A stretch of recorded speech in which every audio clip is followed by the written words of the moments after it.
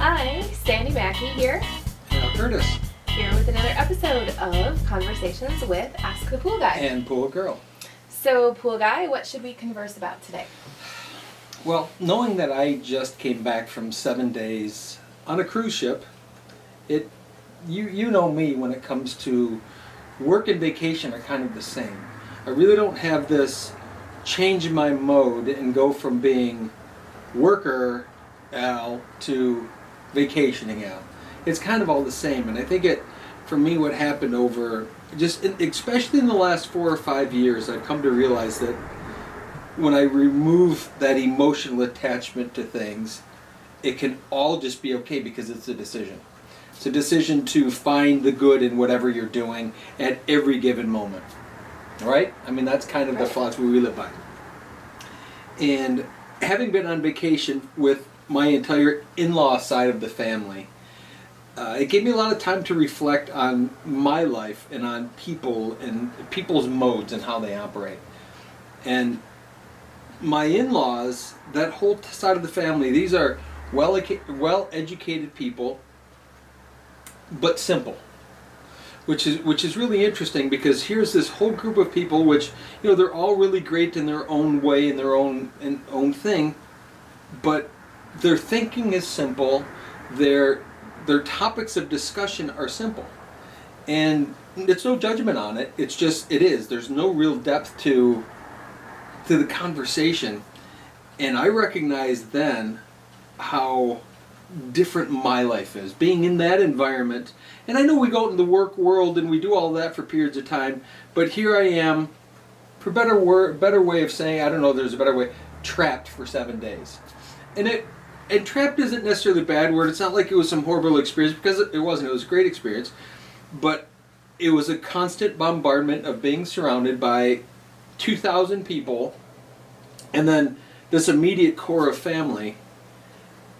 And all of that time spent talking, as far as I'm concerned, about really menial things.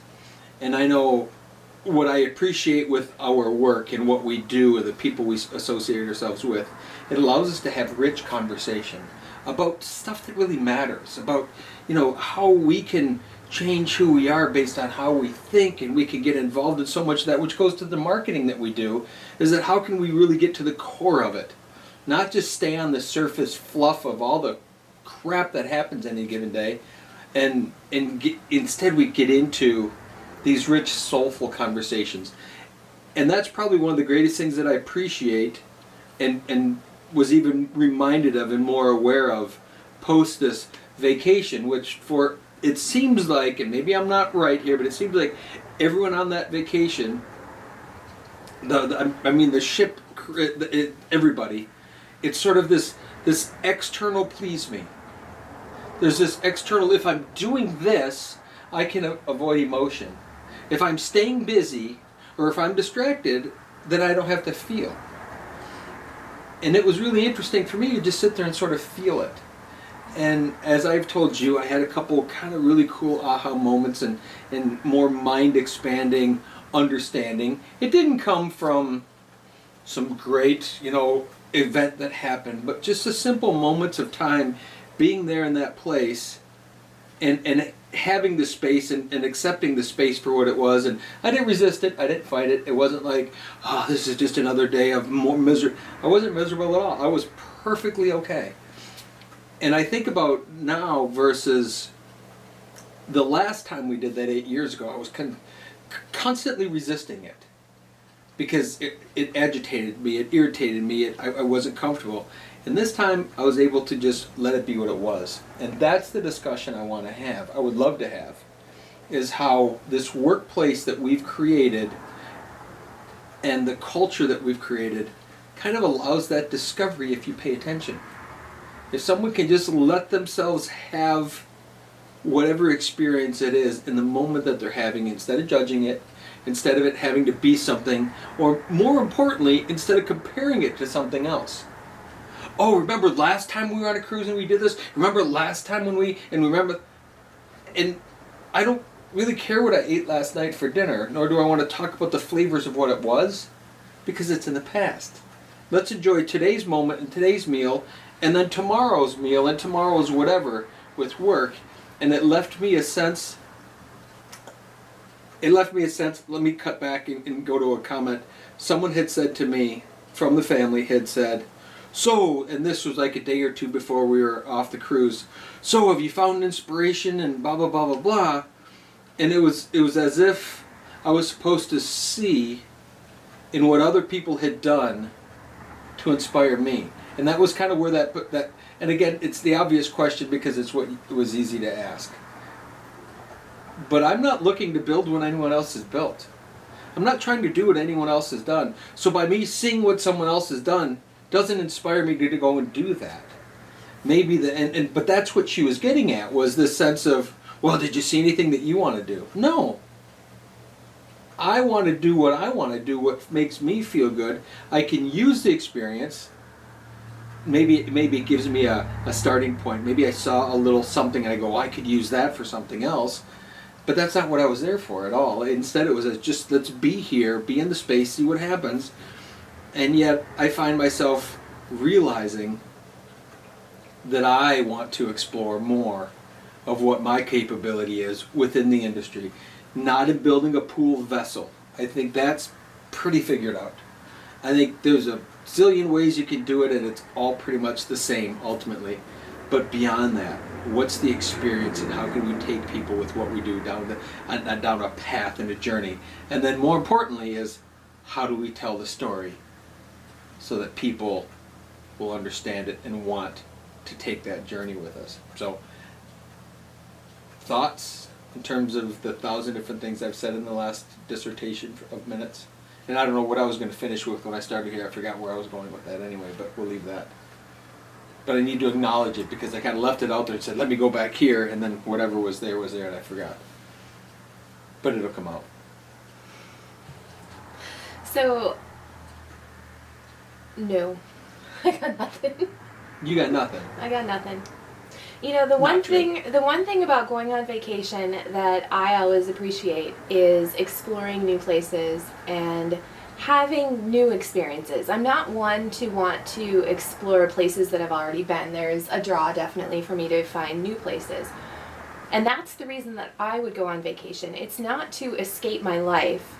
It's just to experience something different. And I think the cruise mentality, and maybe what I'm gleaning from some of the conversations that you would have had, a lot of people perhaps that you were with or that were on the cruise with you go on an adventure like that to escape from their real life. So if there was anything that I could glean from that and from your draw to what we do, it's that we've, instead of creating a wish for something outside of us that will make us happy once a year or once every 5 years, you know, that vacation, that being able to disconnect from real life and go to somewhere else, we've created that environment in our company and in the way that we work and the way that we think and with what we surround ourselves with in our office space, that every day is something that we get to have an adventure with instead of it being something outside of us.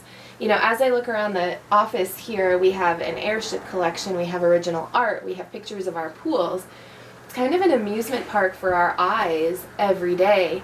And with our projects, it's creating that sensory amusement park as well. So I won't say that we're lucky that we have this. I'd say that we very consciously chose this. And from the outside, people could say, wow, you're so lucky. But here's the thing. Anybody can be this lucky. You just have to consciously choose it. So I think, you know, that's just a perception that I have from your experience. I think the luck is really more of a decision.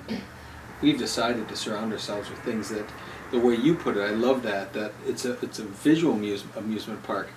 But when you break it down a little farther and you realize the visual is happening in your brain. It's not happening in your eyes, it's happening in your brain. Well, what else is happening in your brain? All of your thoughts, your feelings, your emotions, all of those things. Well, now we're taking these visual concepts, putting them in there, and mixing them. So it's a visual amusement park, which in turn creates this emotional amusement park, which creates this mental, which creates this sense of discovery. So when we can look at these things that make us happy, quote unquote, which we know there's no thing that makes us happy. The happiness starts in here. It's the choice to decide that it's okay. These are visual reminders of our happiness. So if we go beyond the physical world and say we're going to surround ourselves with things that make us happy, really what we're saying is they're simply good trigger reminders for us to remember to be happy. Mm-hmm. Well, and I think in our approach to building pools as well, some people want a pool in their backyard so they can just have a place to swim, and some people want it for their kids. And sometimes it's really hard for us to put into words what our customer needs to want to have us build a pool Mm-hmm. for them. And what they're really looking for is kind of the same analogy that I said about, you know, instead of escaping from our lives, we live it every day. And that's one of those reasons that our clients hire us to build their pools, is because they want that at their home. So they want that visual happiness and that sensory happiness and all of those elements to come into their home, because we're not building for people who need to escape from their day-to-day. And I guess, so now I'm going into this tangent of how do we use some of these words, because what we do, sometimes people land on our website and they completely understand it. Sometimes people go to our website, and if they're not kind of our ideal client, then they won't necessarily understand it. But that's one of those things, one of our favorite reasons for building is to build for people who want that kind of experience. And it's really hard to explain it, and my words aren't doing it justice. But it's that feeling, and it's those things that people are looking to add to their life, like that surprise and delight in their own backyard. That's the reason that people work with us. And it's just a visual representation of who they are. So it's a visual thing that again gets back to their brain churning on the good times and the good feelings. And it's not the yard that creates the good times and the good feelings. It's how you feel about the yard and the people that creates those. And most psychology, this is kind of a cool aha for me. Most psychology, most development books, most self-help books, most all of that catch the step in between instead of recognizing, instead of this next level is, these are simply reminders to ourselves to be happy. These things don't make us happy. You know, it's nothing external. We can say, oh yeah, it's internal, you got to start from the inside, and really that's true. But typically when I read a book about self-help that's talking about being happiness is, yes, it's a decision, and then it's these things outside of you that really make it okay.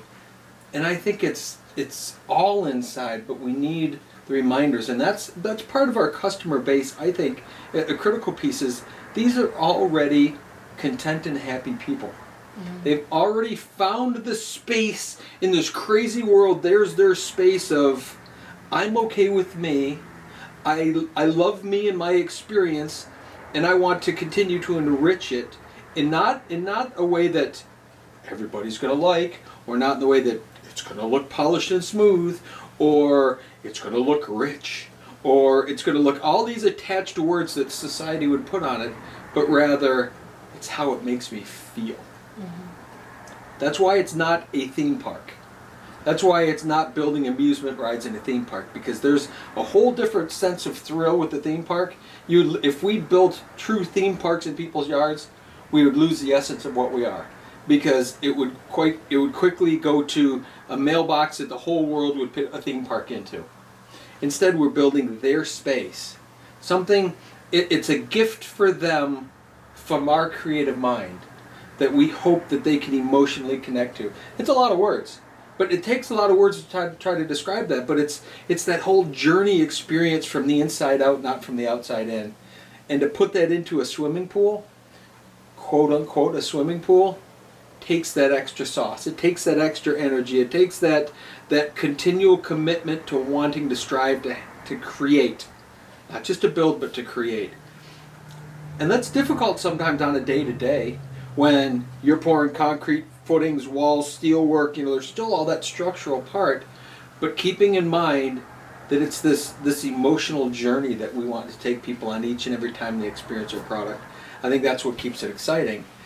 And for my vacation time, reminded me there's so much more I want to do. There's so much more I want to try. There's so many more places that I want to discover in myself, but in each of the people that I get to work with. So one of the other things that I think is worth talking about today is for people who are facing the fear of being where we were before we decided this path was right, what kind of advice or guidance is there in those first couple of steps? And I know you mentioned when you were on the cruise, you were really impacted by one of the speakers that was doing some programs about life and living and comedy and things like that.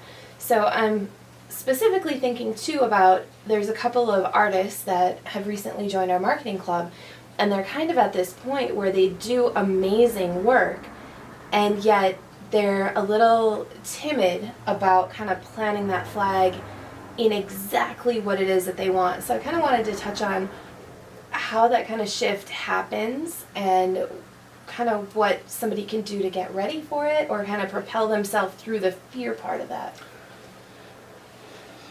I don't know that the fear ever goes away. I don't think there's ever a point where you go, okay, I'm not fearful, I'm going to do. You know, you hear all the different, well, step off the cliff and build your wings on the way, and all those are really great visual representations, but they don't get to the core of it. Feel the fear and do it anyway? Yeah, and that's really what it comes down to is, I think more than anything else, is break your own mental social stigma about what you think people think of you. People don't care. See, when you're going through, let's say you're going through a financial hardship, and somehow status is important, and your neighborhood's important, and the car you drive is important, and I recognize that that's a social part of what we go through in our country. If someone hits a challenging spot, and maybe they've lived a lifestyle and they hit a challenging spot, the first thing is to hide it. Out of fear of what someone's going to say about you because you did this thing or that thing happened. And they don't really care. I mean, in the moment it might look like they care because, oh, look what, you're going to get all worried, but they're worried about their own lives. Go internally. How much do you really worry about that guy's thing over there? You don't, because you're too worried about your own thing right here. I think in so many cases it's because we feel broken ourselves. We somehow feel slighted in life, we feel damaged, we feel bullied, we feel abused, we feel all those things, and because we don't deal with that, it's easy to think it's out there. And think about, how much do you really care about other people's stuff? You're caring about your own stuff. So what do you think they're doing? They're not really caring. Because, and the care's not, it's not like they're not empathetic towards it, but really they're inner. They're self-absorbed, we all are, because we have our own stuff. But I think in a case like that, it's purely recognizing it and stepping out anyway. Because, again, what's the worst thing that could happen? And that was the comedian that spoke on he did several different programs. They were comedy programs, but they were also life, like dealing with bullying or dealing with depression and suicide. And he hit some spots that, in a crowd of 800 people, most people wouldn't go there. And he did it successfully. And I know there's people that are hurt, that have all these things and are grieving and all of that that were there, and yet he went there, which I was really amazed at, that he said, and his whole message was, laughter helps break that, momentary break from whatever the grief is, from whatever the issues are, and how important it is, and how first responders and cops and all of that have to use some of that humor in the moments that seem so awkward. It's as much for them as someone else because they're dealing with these horrific things. Well, what impacted me was knowing that step out and just try something. And he used an example of two women. One was diagnosed with something that she had 6 months to live. And so these two women decided they were going to take this dream of a lifetime, bucket list around the world, whatever. And then the one who was sick started being apprehensive. And the other one said, well, what's the worst thing that could happen?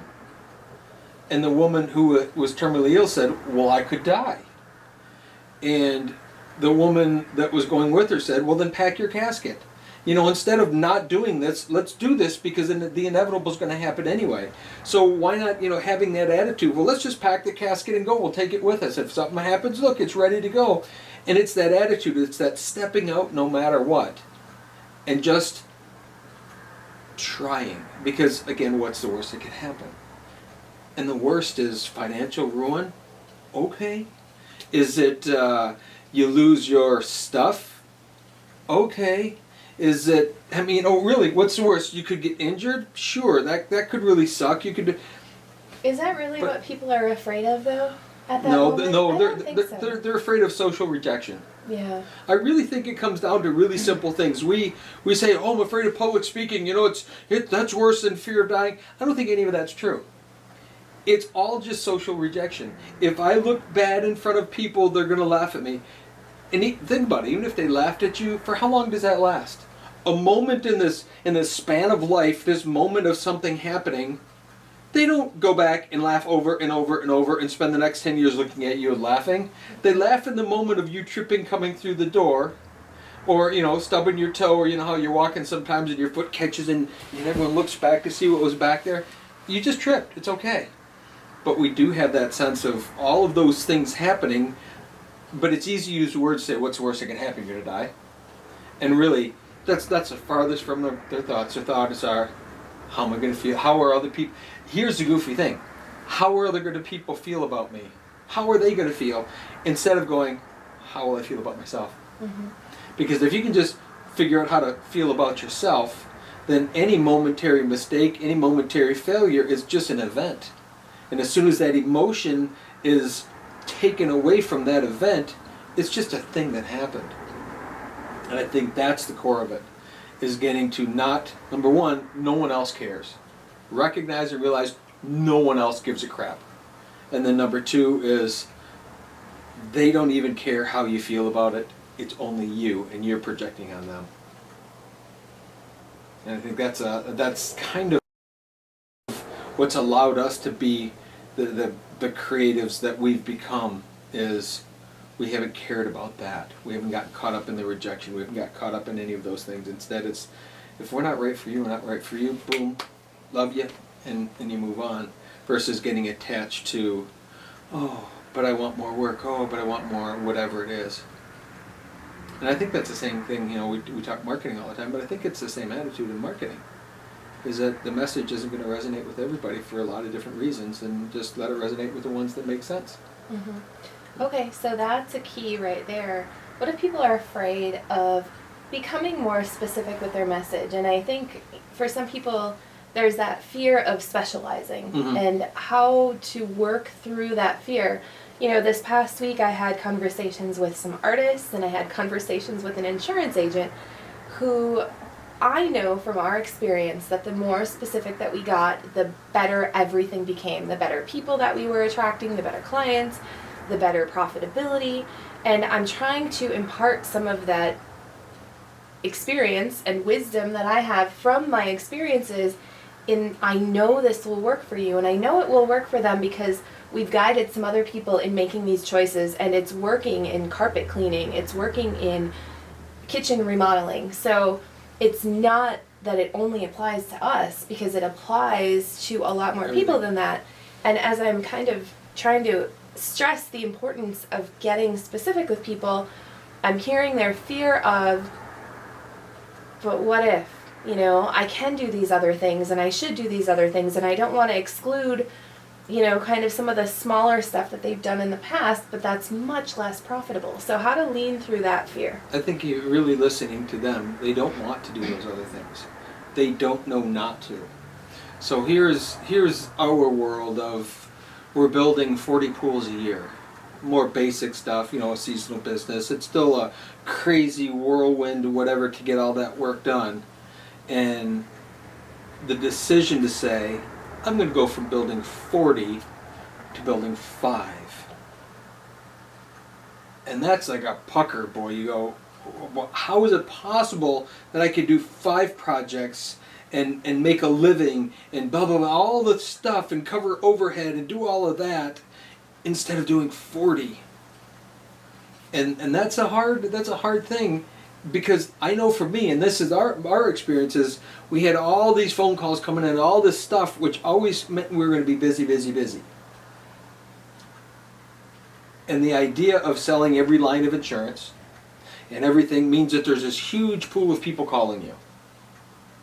Which means more work, more work, more work, no more money necessarily, it's more work. And trying to go from that to say, but I really only like whatever it is, casualty insurance or whatever the narrow niche would be, all of a sudden you go from 1 million phone calls to 20 phone calls. And you go, how is it possible that I can make a living off of those 20 phone calls? And I know that's that same thing, and I don't care if it's carpet cleaning or if it's, whatever, you name it, it's that same thing. You go from this massive amount of potential business down to this teeny tiny narrow little market. It doesn't logically make sense that it can support. And I think that's the challenge, is trying to get past the mental to say, but that little narrow market, there's no way possible that I can make enough money with that. So I gotta have this, and I gotta have this, and I gotta have this, and I gotta have this. Because someday people want that, someday people want that, someday people want that, and I need to be ready for all of them. Well, the reality, when you do all of that, you're ready for none of them.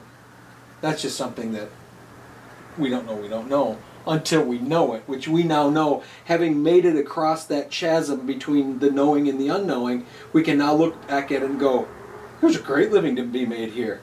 We make more money here. Wait, we have, 1,000 times less stress because we're not dealing with people. We can now look back at all the reasons why it was the best decision we could possibly have made. But for us to get someone from here to there, because they can't see the unknown, it's easy for them to say, well, of course you could do it. Look at what you're selling. So instead of, let's use insurance as an example.